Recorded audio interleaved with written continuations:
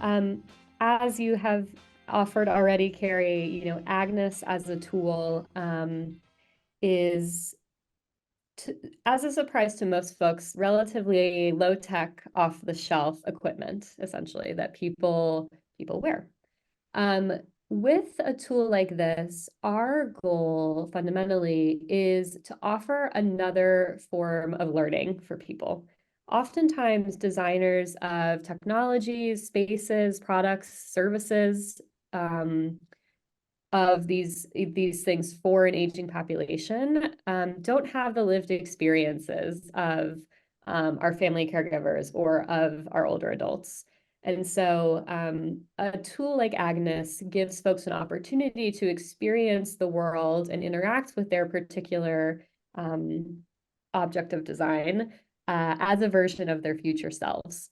And in that process, we are hoping that the tool first sparks sort of a level of awareness, right? About how, for example, this thing could be designed differently or better, because the designer has the disciplinary background or know-how to implement the appropriate changes. We then hope the tool moves them from that awareness to an internalizing process, so actually experiencing firsthand the sort of felt need or the sort of, again, first person experience that you simply can't get from only talking with older adults, for example, as a part of your design process. And then we hope the tool then moves them to the development phase. So this idea of awareness, internalize, develop.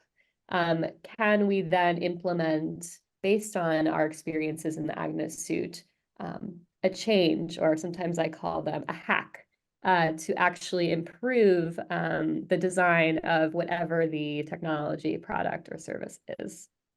So from the training perspective, we do a lot of teaching in a model of learn and do. So we give people a chance to kind of wrap their heads around maybe a new concept.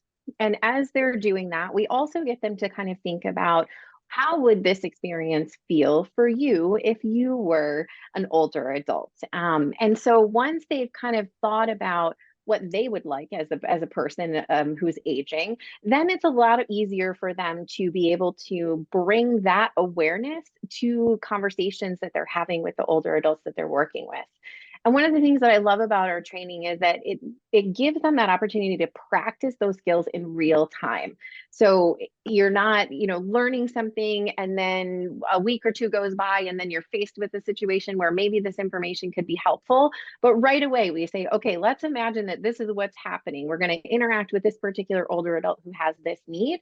And now we're going to use those same things that we just talked about to approach the situation differently. And I love when I hear people at the end of a training say, this got me to think about the experiences of our older adults that we're working with in a very different way. That it's not, maybe that they're trying to be difficult or challenging them with their behaviors, but that there was something that was missing. There was a need that was missing that they were able to uncover once they approached the situation with more empathy.